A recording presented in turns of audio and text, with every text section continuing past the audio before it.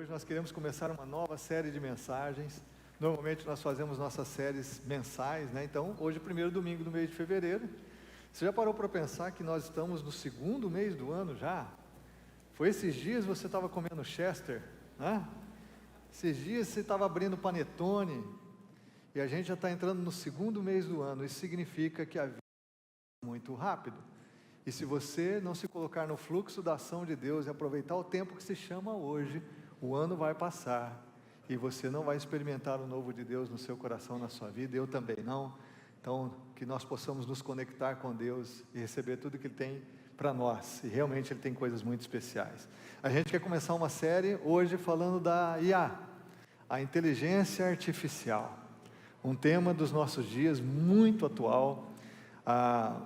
Os pensadores da nossa sociedade estão comparando esses dias como aqueles da década de 60, na Guerra Fria entre os Estados Unidos e a União Soviética, na disputa de quem chegaria primeiro na órbita da Terra ou na Lua, né? Então, há enormes investimentos feitos nas grandes empresas de tecnologia para o avanço da inteligência artificial. Pessoal, se o meu microfone começar a dar algum probleminha aí, vocês trocam para mim aqui, tá bom? Vocês trazem para mim aqui. Ele já está dando problema aqui? Eu não sei. Como que está aí, gente? Vocês me dão um sinal. Acho que pode cortar um pouquinho o meu... Voltando aqui, minha inteligência artificial aqui. Meu retorno. Bom, a gente usa inteligência artificial... Obrigado, pastor João. A gente usa inteligência artificial e às vezes a gente nem sabe. Se você já conversou com a Alexa, se você já conversou com... esse sistema de reconhecimento de voz. Hoje o pessoal tem os carros autônomos, tem tanta coisa de tecnologia. O pessoal fala do Waze, né? Google Maps, tudo usa parte de inteligência artificial. Mas a grande questão é aquilo que eles chamam hoje de inteligência, ou módulos de aprendizado profundo, como o ChatGPT. ChatGPT, quase falei língua estranha aqui, né, irmãos? O ChatGPT. E aí o que acontece? Aí é um desenvolvimento tecnológico extraordinário. E nessa semana ouvimos que os chineses passaram a perna nos americanos com a DeepSeek, e eles criaram um sistema tão bom quanto, ou até melhor, mais simples, com chips de segunda categoria, e passaram a perna nos Estados Unidos. E o que aconteceu é que as empresas americanas que dominam a área de tecnologia, essa área da inteligência artificial, perderam trilhões de dólares. Trilhões de dólares, irmãos. E os chineses querem dominar o mundo, e provavelmente eles vão conseguir, não sei como vai ser. A grande questão em tudo isso, é que há muito avanço tecnológico. Eu não sou capaz de acompanhar, confesso a vocês, eu sou lá da geração da década de 70, tenho um pouquinho de dificuldade, mas a galera mais nova aí vai acompanhando, e a questão é onde isso vai chegar. A questão são os medos, como isso, por exemplo, será usado na questão armamentista, como isso irá afetar, os exercícios militares, como os grandes cientistas podem usar isso para o mal, porque tudo que o ser humano cria pode ser neutro, mas pode ser usado para o bem e para o mal. Então há muitos avanços na área da saúde, o pessoal fala tratamentos de saúde, tantas áreas da sociedade, mas também há perigos terríveis, que os grandes pensadores, os filósofos, as pessoas, os cientistas se preocupam bastante também. Existe um filósofo brasileiro, um cientista brasileiro na verdade, que é o Miguel Nicoleles, até coloquei a foto dele aqui, porque a gente tem que valorizar os cientistas brasileiros, mas o Miguel, ele diz assim que essa inteligência artificial, ela não é nem inteligente nem artificial, Então ele é um grande crítico, apesar de reconhecer os avanços da inteligência artificial, mas ele é um grande crítico. E ele diz que, do ponto de vista científico, ela não é inteligência e nem artificial, porque ela não é artificial porque ela foi criada por nós, seres humanos, então é natural. E não é inteligente porque a inteligência é uma propriedade emergente de organismos interagindo com o ambiente e com outros organismos. Então ele diz assim, a inteligência artificial não possui cognição, como os seres humanos, eles não entendem o mundo, não possuem percepção consciente como nós, seres humanos. Ela tem ausência de criatividade genuína, porque a criatividade humana está enraizada na combinação de experiências, emoções, intuição, e a IA ela apenas recombina dados previamente disponíveis. Ele fala assim, ela depende de dados, Todo sistema de IA depende de grandes volumes de dados para funcionar. A inteligência humana, por outro lado, pode resolver problemas inéditos, sem depender exclusivamente de experiências anteriores. E ele diz assim, que o ser humano, né, essa crítica dele, em relação a ser artificial, porque ele diz assim, ela também é inteligência artificial, mas ela não é artificial porque ela é criada baseada no cérebro humano. As redes neurais artificiais impulsionam a maioria dos sistemas de IA, são inspiradas no funcionamento dos neurônios humanos. Então, eles estão tentando replicar mecanismos biológicos naturais, né? Segunda coisa que ele fala é que ela também não é artificial, porque depende de humanos para o desenvolvimento e operação. Então, isso é muito interessante. E a IA também reflete nossos preconceitos. Uma crítica para a DeepSeek, a chinesa, é que quando perguntaram da manifestação lá na Praça Vermelha, dos opositores do governo comunista, a DeepSeek não tinha nada para falar. Ela falou que não ia comentar esse tipo de assunto, ou seja, a IA expressa os preconceitos humanos e daqueles que a alimentam, né? Eu não manjo muito disso, você vai pesquisar na internet, muitos de vocês sabem muito mais da inteligência artificial do que eu estou podendo falar aqui, também o tempo não é para isso, mas obviamente nós devemos aprender com esses avanços tecnológicos, e algo que a gente precisa entender até como igreja, irmãos. Há muitas coisas culturais que cooperam com a igreja para o avanço do Evangelho. Então a gente não tem que temer os avanços tecnológicos como igreja. A mensagem não pode mudar, o Evangelho é o mesmo de sempre, é o poder de Deus para a salvação de todo aquele que crê. Mas a forma como nós podemos proclamá-lo a esse mundo, a forma como nós podemos usar os avanços tecnológicos para proclamá-lo, a igreja não tem que ter medo disso, né? Na verdade, nós somos motivados o tempo todo a abraçar os avanços, abraçar a tecnologia e usá-la sempre para o bem. E a igreja não tem que temer isso.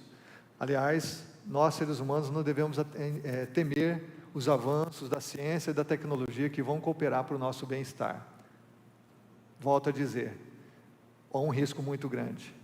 Volto a dizer, porque o problema está dentro do coração humano. Quem faz uso dessa tecnologia? Quem vai fazer uso da IA, como eu disse, especialmente pensando na corrida armamentista dos nossos dias.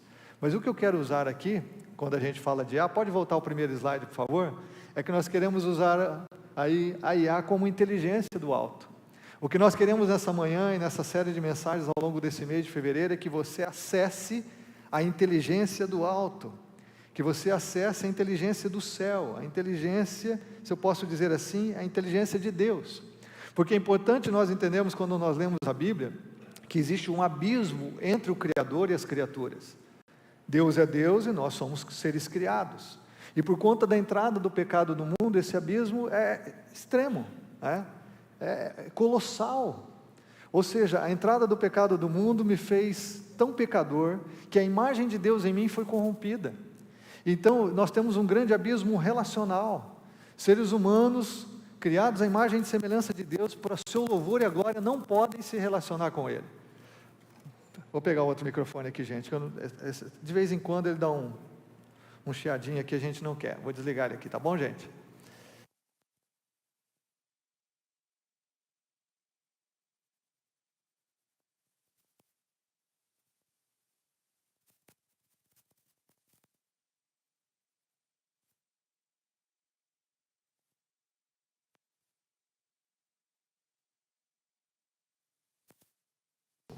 A sabedoria de Deus é muito distante da minha sabedoria humana.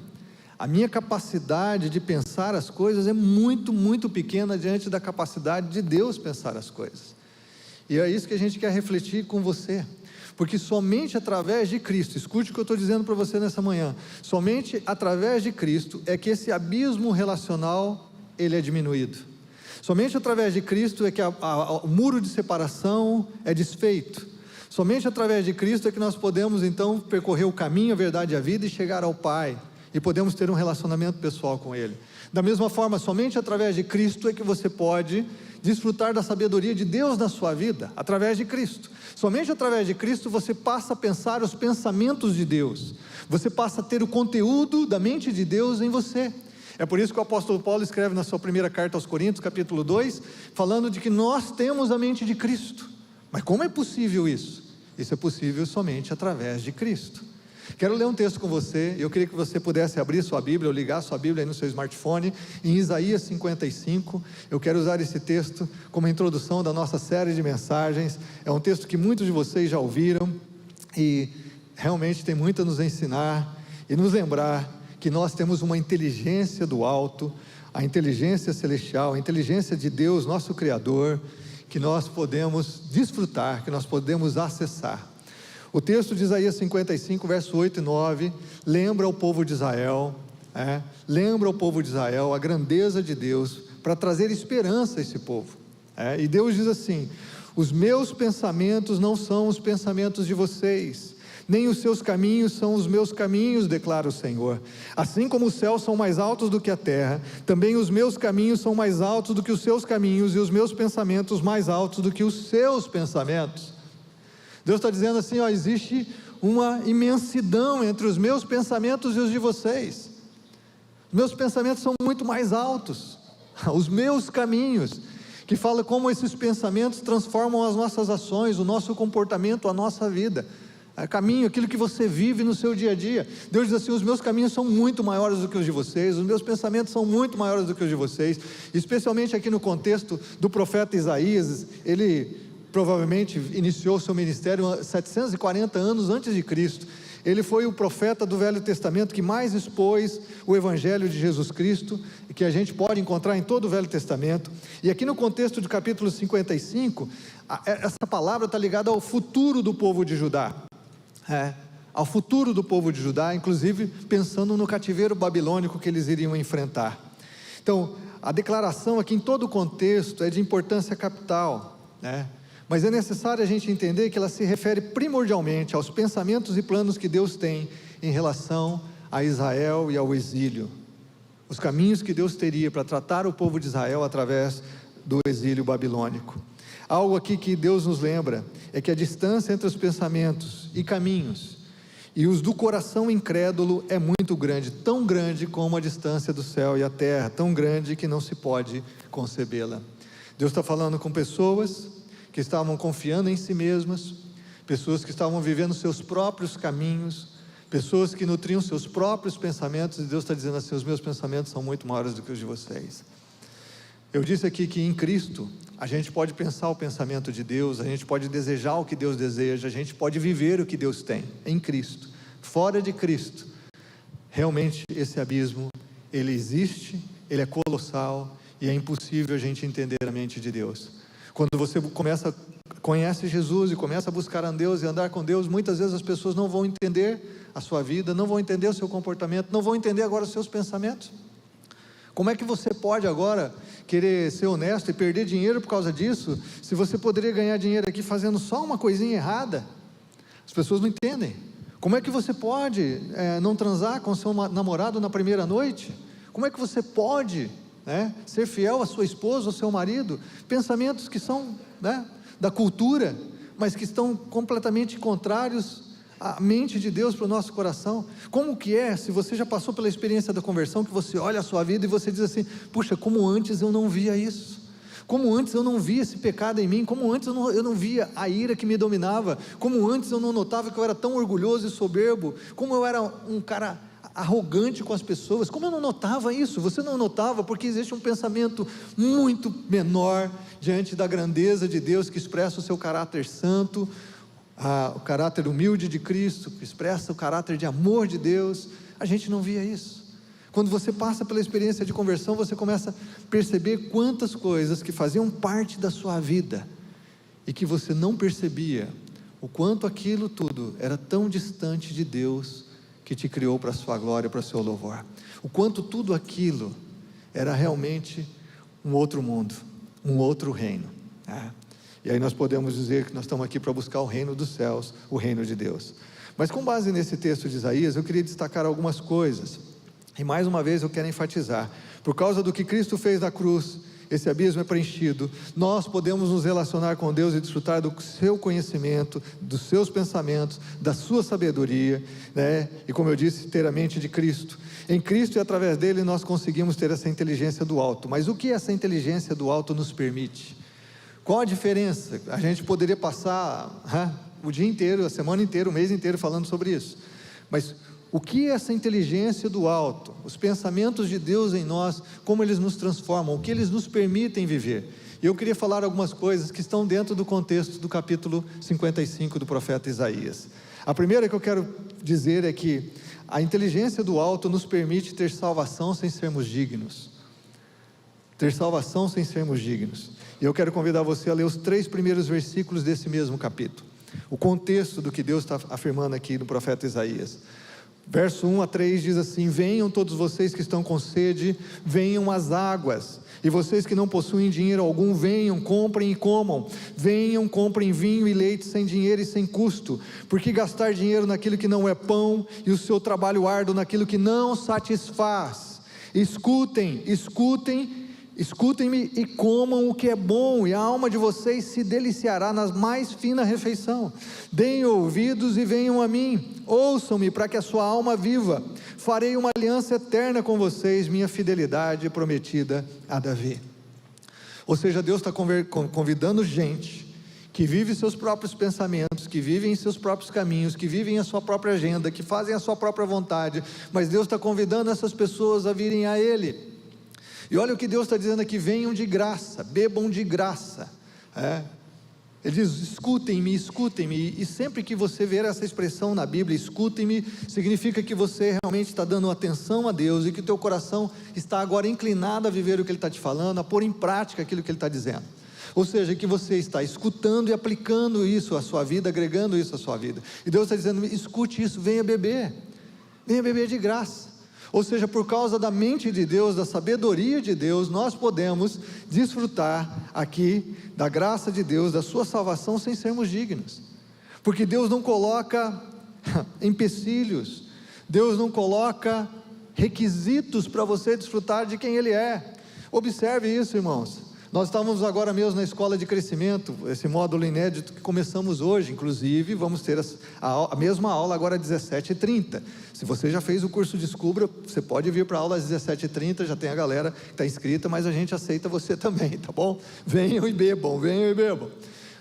Nós estamos vendo agora, a lógica humana, da religiosidade humana é o que? Você faz algo, a gente diz isso de muitas formas diferentes aqui sempre. Você faz algo para agradar a Deus, você faz algo para agradar a divindade, você faz algo para conseguir suas bênçãos, você faz algo para que Deus favoreça você.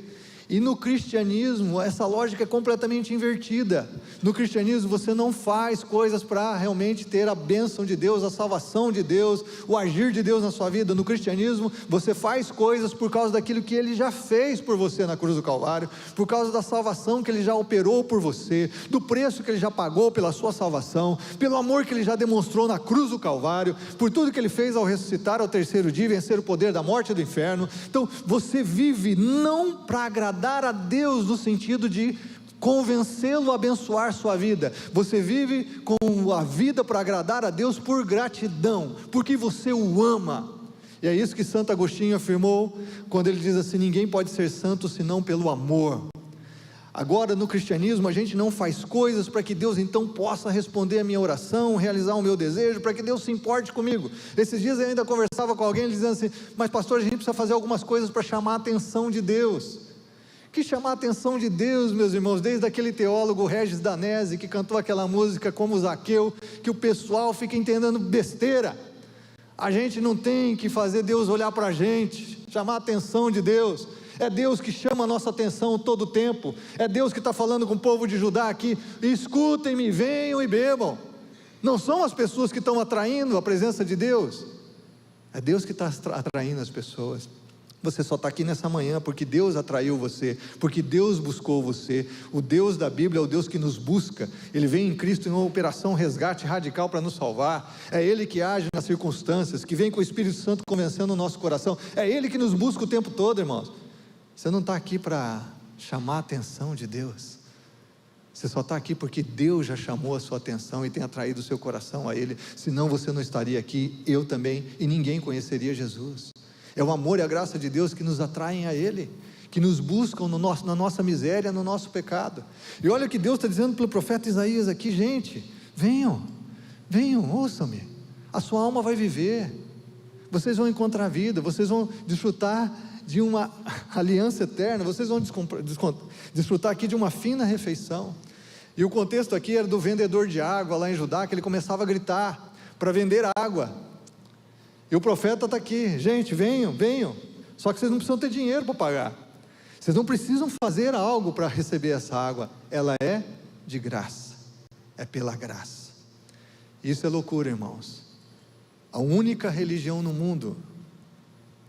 Isso é mais uma razão porque você deve acreditar que o cristianismo é verdadeiro e as outras são falsas. A única religião no mundo onde a lógica da salvação não é o que fazemos, mas é o que Deus fez, é o cristianismo. Não existe nenhuma das milhares de religiões no mundo que vão trazer esse conhecimento, porque esse conhecimento é do alto, não é humano. Esse conhecimento vem do céu e não da terra. Esse é o Iá, essa é a inteligência do alto, que permite a gente ser salvo, sem a gente ser digno, sem a gente merecer coisa alguma. A graça é o dom gratuito de Deus a todos que simplesmente reconhecem a sua necessidade, e têm fé para se apossar dela. Por isso que o convite de Jesus é: vem e me segue, vem e me segue. Jesus não falou assim: você que já estudou teologia, não, você que nunca pecou, você que já rezou isso, isso e aquilo, você que já fez determinada promessa, não, você que nasceu no berço evangélico. Não, não tem requisito nenhum, é só você ter sede de Deus que você vai beber. É só você desejar isso e crer que o que Jesus está falando, ou o que Deus está falando aqui, se realiza na sua vida, ter fé para isso, se colocar para beber. Não tem requisito. O requisito é sede. O requisito é o seu senso de necessidade. Por isso Jesus lá em Mateus 11 diz: vinde a mim, vocês que estão cansados e sobrecarregados. Isso é loucura, irmãos, para esse mundo. Isso contraria completamente a lógica religiosa, humana, da sociedade. A minha e a sua, nosso coração. Porque nós sempre pensamos em pagar, em fazer algo para sermos aceitos. Eu me lembro quando eu era adolescente, eu ia rezar terço todo dia.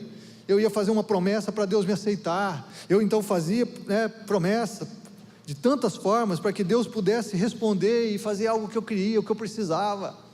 É sempre essa dimensão. No meio evangélico não é muito diferente. Você tem que fazer determinada coisa, porque daí Deus então vai fazer por você. Você tem que declarar, você tem que não sei o quê. Irmão, eu e você temos que andar com Deus, porque nele reside toda a plenitude. Andar com Jesus, toda a plenitude de Deus. Nós temos que nos esvaziar de nós mesmos e nos encher dele. O que nós precisamos é de Deus, não só das suas bênçãos. Nós precisamos do abençoador. Se você caminhar com o abençoador, a sua vida será abençoada. Não é uma bênção só, você não precisa só de uma cura, você não precisa só de um milagre no seu casamento, não é só da conversão do seu filho, você precisa de mais. Você precisa de andar com Deus, o abençoador reinando no seu coração. É muito mais.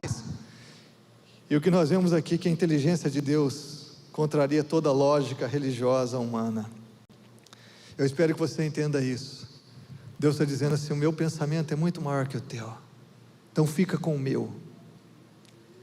O meu caminho é muito maior que o teu, então anda no meu.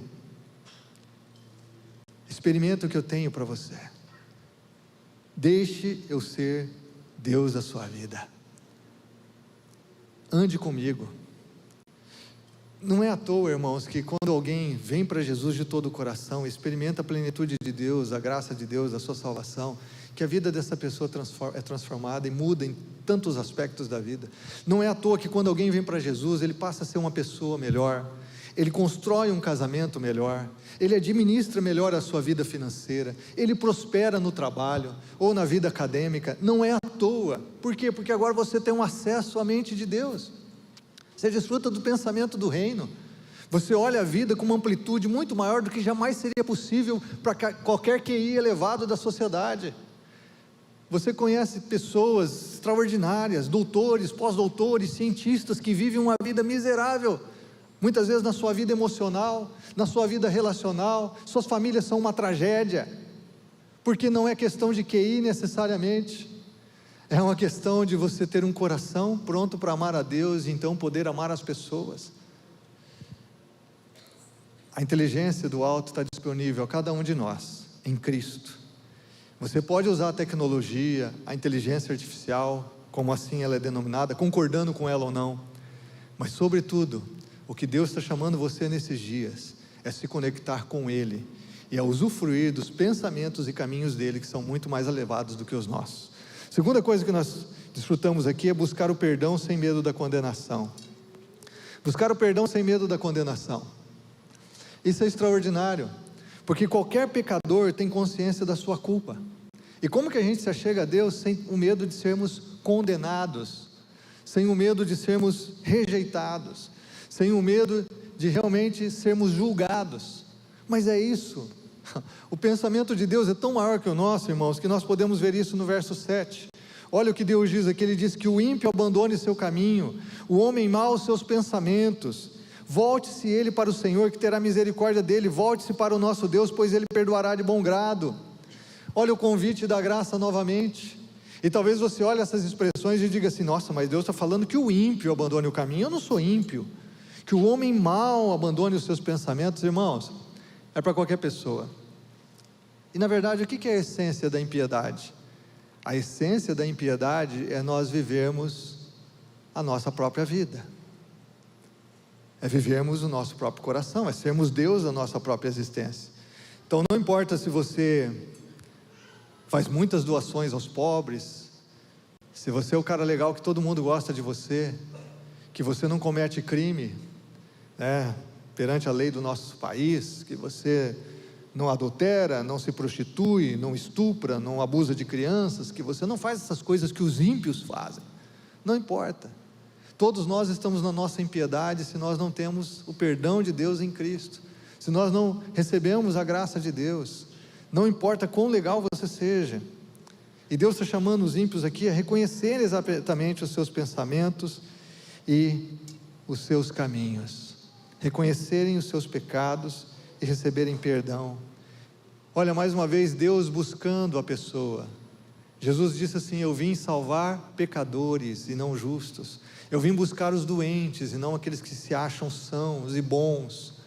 Mais uma vez a graça, olha a lógica de Deus muito diferente da lógica religiosa humana, mais uma vez se manifestando aqui. Todos nós temos consciência da nossa culpa e do nosso pecado, e a gente alivia de muitas formas. A gente tenta aliviar a nossa consciência através da religiosidade.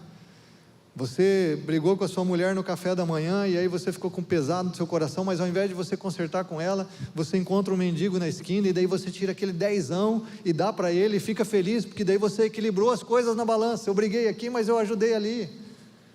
Não, não é isso, não é isso, isso não vai resolver o problema do nosso pecado. A gente pode anestesiar a nossa consciência, com os vícios, com os prazeres, com tanta coisa, como eu disse, com a própria religiosidade, isso não vai resolver. É por isso que Deus nos convida a vir a Ele do jeito que nós somos.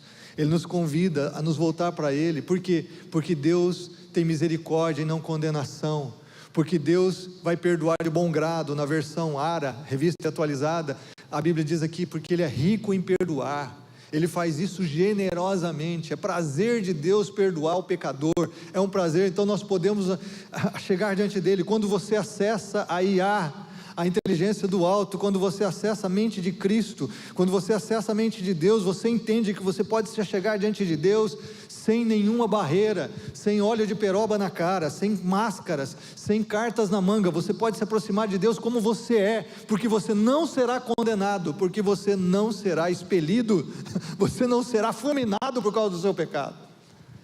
É interessante quando você estava conversando com a minha esposa nessa questão da psicologia, né? Porque tem os psicopatas, e os psicopatas eles não sentem culpa, muitas vezes eles sentem prazer em fazer a outra pessoa sofrer, são sádicos, eles não têm sentimentos, é por isso que é muito terrível um psicopata. As pessoas normais podem cometer crimes, mas elas vão ter sentimentos, elas vão lidar com a culpa, o psicopata não, O que acontece é que todos nós aqui, eu espero que a gente não tenha um psicopata aqui, mas também nesse sentido, tá bom, a psicologia também pensa muitas coisas a respeito disso, mas eu só quero dizer para você, eu espero que nós possamos ter consciência do nosso pecado, da nossa miséria, da nossa própria maldade, por mais formosos que sejamos, e que essa consciência nos leve para quem?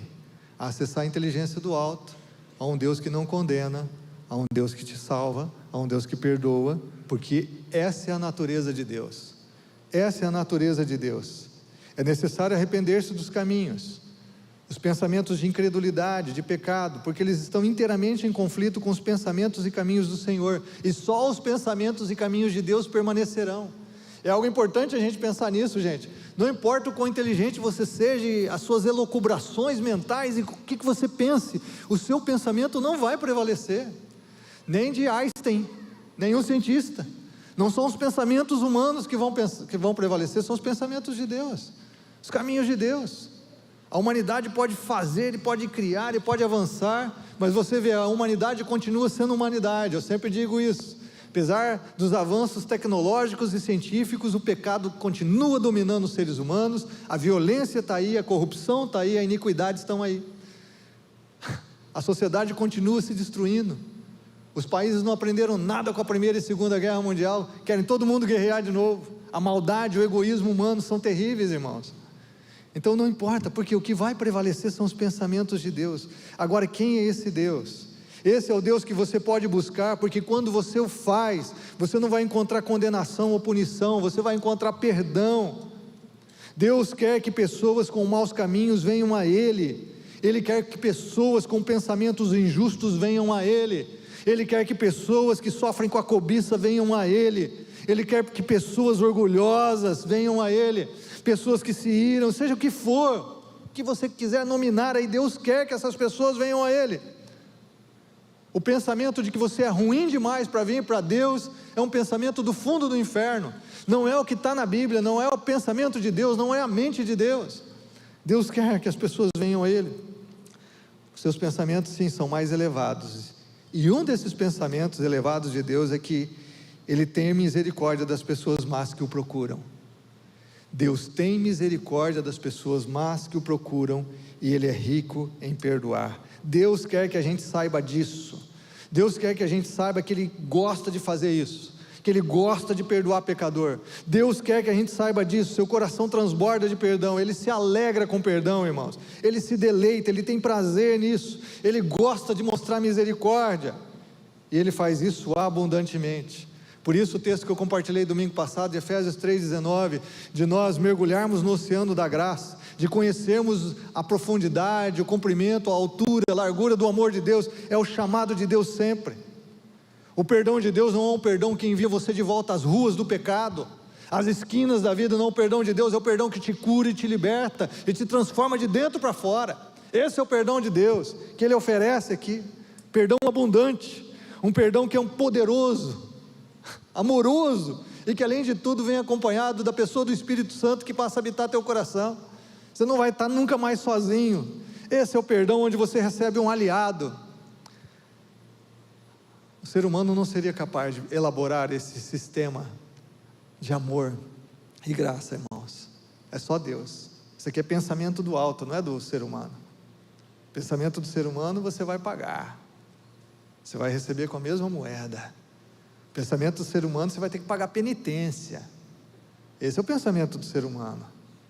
O pensamento de Deus é que você venha a Ele, e Ele tem prazer em perdoar você, Ele tem prazer em curar você, Ele tem prazer em libertar você, Ele tem prazer, Ele vai fazer isso de bom grado, porque Ele é rico em misericórdia, rico em perdoar.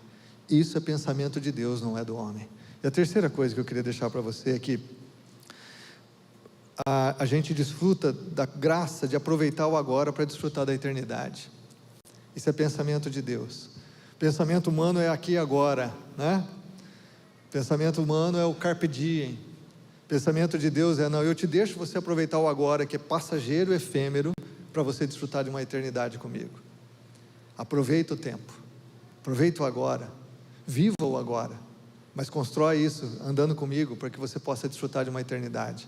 É por isso que o verso 3 e 6, eles estão conectados. Olha o verso 3 e 6. No verso 3, Deus diz assim: deem ouvidos e venham a mim, ouçam-me para que a sua alma viva. Alma viva. Farei uma aliança eterna com vocês.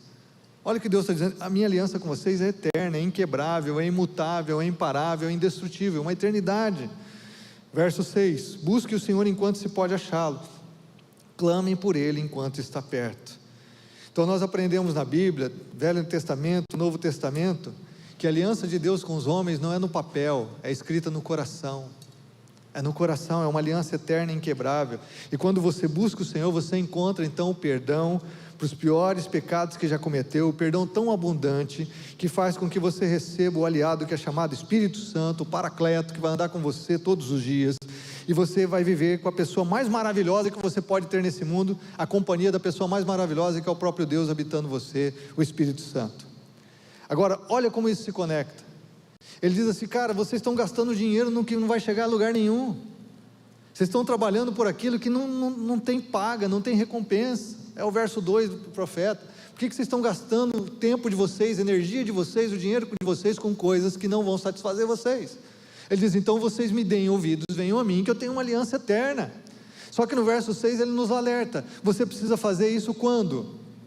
Enquanto você pode achar, enquanto você pode encontrar-me, porque essa dispensação da graça, essa misericórdia de Deus tem um limite de tempo, e esse limite de tempo pode chegar a mim e a você de duas formas. Um é pela nossa morte. Eu me lembro de uma irmã da nossa igreja em Maringá, isso eu nunca esqueci, que ela teve um sonho, que ela ia morrer. Ela teve um sonho, a sonho que ela ia morrer, e ela chegou para os filhos e falou: olha, Deus me falou que Ele vai me chamar. E ela não estava doente, não estava enfrentando uma doença terminal, mas ela sonhou e ela ficou com convicção e paz na alma. Ela disse assim: Deus vai me chamar. E realmente, irmãos, alguns dias depois, ela faleceu, em plena paz, em plena segurança. E isso foi um conforto para a família, porque Deus havia falado para ela que os dias dela estavam terminando. Nem todos nós recebemos um sonho assim. Ela teve essa graça, poder receber um sonho, estar em paz com Deus. Nem todos nós recebemos um sonho assim. Mas esse tempo que se chama hoje, busque o Senhor enquanto você pode achar, pode terminar pela morte, ou pode terminar pela volta de Cristo. E aí então, na volta de Cristo, o trono de Deus, que hoje é um trono da graça, conforme Hebreus 4, 14 a 16, será o trono do juízo. Então nós devemos buscar Deus enquanto a gente pode achar, enquanto Ele está perto, no sentido de que Ele está acessível. Deus está perto, disponível para todo mundo, como a gente está vendo. Não é a gente que chama a atenção de Deus, é Deus que chama a nossa atenção. É chegado o reino de Deus, arrependei-vos e crede no Evangelho. O reino de Deus está próximo, crede no Evangelho. Não é próximo no sentido geográfico, mas próximo de acessibilidade. Ele está disponível para você, só que você tem que buscar enquanto você pode encontrar, porque vão chegar dias que você não poderá encontrar. Você não vai encontrar. O tempo vai acabar, ou pela nossa morte, ou pela volta de Cristo. Uma frase de um professor meu, que eu estimo muito, que já falecido, que me impactou essa semana, irmãos. Me impactou demais. Ele estava dizendo assim, que chega um momento na vida de uma pessoa, quando Deus não tem mais nada para falar para ela. Escuta o que eu vou falar aqui. Chega um momento na vida de uma pessoa, quando Deus não tem mais nada para falar para ela. Mais nada. Não tem mais o que Ele vai falar, não tem mais o que Ele vai fazer para essa pessoa. Um dia eu vou pregar uma mensagem só nesse tema, mas eu vou só dar um exemplo. Lá no Evangelho de João, capítulo 13, Jesus fala do traidor. E aí os discípulos começam a perguntar: quem vai trair, quem vai te trair? Jesus diz assim: aquele que está colocando a mão agora comigo na panela para molhar o pão, é Judas. E aí Jesus olha para Judas e diz assim: o que você tem para fazer, faz depressa. O que você tem para fazer, faz depressa. Jesus andou 3 anos com Judas. Jesus nunca mais veria Judas. Era a última vez que Jesus ia ver Judas. E Jesus falou para Judas assim: o que você tem para fazer, faz depressa. Jesus não tentou convencê-lo de que ele estava no caminho errado. Jesus não o chamou ao arrependimento. Jesus não teve uma conversa olho no olho com Judas e falou: cara, muda essa ideia, eu sei o que você está fazendo. Não. Sabe por quê, irmãos? Porque chega um momento na vida de algumas pessoas que nem Deus tem nada mais para falar com essa pessoa. Tamanho endurecimento do seu coração, Tamanha falta de arrependimento. Tudo que Deus tinha para dizer para Judas, ele já tinha falado. Tudo que Jesus tinha para comunicar para Judas, ele já tinha comunicado. Não tinha mais nada para falar com ele. E eu poderia dar tantos outros exemplos na Bíblia. Tantos outros exemplos. Por que eu estou dizendo isso? Porque eu também, na minha experiência pastoral, eu não sou Deus, mas muitas vezes eu já vi isso acontecer. De pessoas que chegam a um ponto de endurecimento no seu coração, que todo esse convite da graça aqui não faz o mínimo sentido para elas. Você tem que entender que quando você olha demais para o abismo engole você. Você tem que entender que quando você realmente cria o hábito de repelir a voz de Deus no seu coração, que quando você cria realmente dentro do seu coração uma soberba e uma arrogância, de discordar daquilo que Deus está falando para você, quando você resiste à ação de Deus no seu coração, que isso também cauteriza o seu coração, isso torna você insensível à voz de Deus. Jesus chorou por Jerusalém, irmãos, mas Jerusalém foi destruída. Jesus chorou por aquela geração, mas aquela geração não reconheceu a oportunidade de Deus e morreu nos seus pecados. Você está aqui nessa manhã, quantas vezes você tem ouvido de Jesus? Quantas vezes o Evangelho da Graça está buscando o teu coração? Quantas vezes Deus está realmente vindo na tua direção, atraindo você para Ele? E quantas vezes você tem repelido? Quantas vezes você tem racionalizado a mensagem do Evangelho? Quantas vezes você tem endurecido o seu coração para continuar vivendo a sua própria vida? Quantas vezes você se estabelece como Deus no seu coração, contrariando o pensamento de Deus para você, o caminho de Deus para você? Quantas vezes? Olhando para a Bíblia, a gente não pode negar que chega um momento na vida de algumas pessoas que Deus não tem mais nada para dizer. Se você olhar o Romanos capítulo 1, você vai ver que Deus entregou aquela geração, que Deus entregou a humanidade aos seus pecados. Não tem mais nada para dizer. Soltei as rédeas, faz o que vocês querem, vivam a vida de vocês. Esse Deus de amor que nos convida o tempo todo à sua graça, diz que tem um tempo que você não vai achar, e sobretudo você não vai achar porque você não vai querer achar, porque você não vai querer encontrar, porque você não vai se arrepender.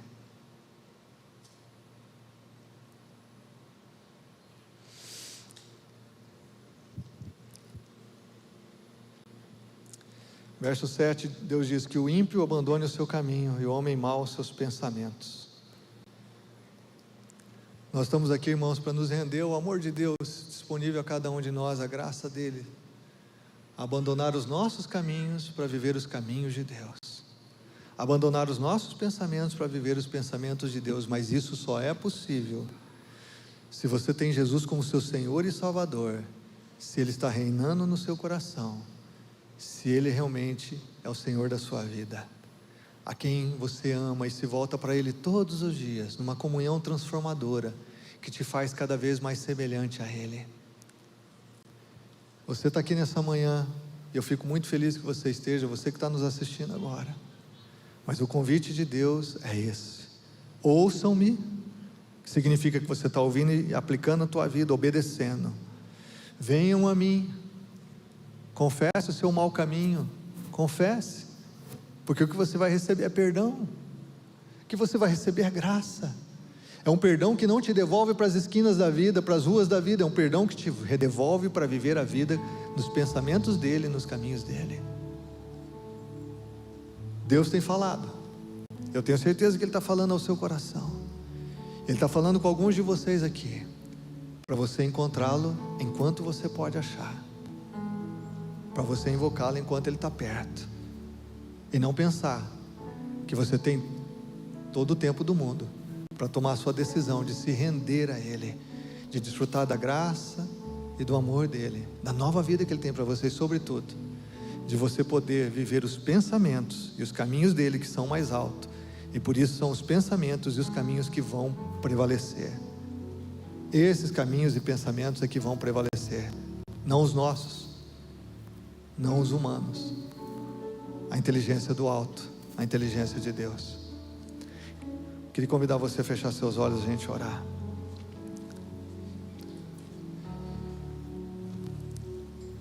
Senhor, eu oro para que hoje, toda essa série de mensagens, onde vamos refletir na Tua mente, Senhor, no Teu coração, Que o Senhor nos impacte profundamente. Mas eu oro nessa manhã aqui, Senhor, pela vida de cada pessoa, porque cada pessoa que está aqui é tão amada pelo Senhor, e o Senhor tem atraído essa pessoa a Ti. Eu sei que há várias pessoas aqui que estão caminhando com o Senhor, que têm desfrutado da Tua graça, que estão vivendo em amor contigo, e por isso sendo transformados dia a dia a Tua imagem. Mas eu também tenho certeza que há pessoas aqui, Senhor, que precisam agora do Teu perdão, que precisam entregar os seus pecados diante do Senhor, precisam se quebrantar, se arrepender, confessar os seus pecados e receber o Teu perdão, a Tua misericórdia, porque é isso que dá prazer ao Senhor, perdoar gente que se volta para Ti, perdoar gente na sua miséria, no seu pecado, é isso que dá prazer ao Senhor. O Senhor é rico em perdoar. Que essa pessoa que está aqui nessa manhã entenda isso, e que ao fazer a sua entrega, a sua rendição, buscar o Senhor enquanto se pode achar, que essa pessoa já seja plenamente salva dos seus pecados, e ela se torne uma nova criatura, filho e filha de Deus nessa manhã, discípulo de Jesus, para caminhar contigo, por todos os dias da sua vida, até a eternidade, que não tem fim. Aleluia, Senhor. Senhor, que ninguém aqui resista à Tua graça, a verdade da Tua palavra, do Teu Evangelho, a ação do Teu Espírito, Senhor. Dá-nos sede e fome de Ti, e que nós possamos construir as nossas vidas sobre os Seus pensamentos e os Seus caminhos, que são maiores que os nossos, em nome de Jesus, amém.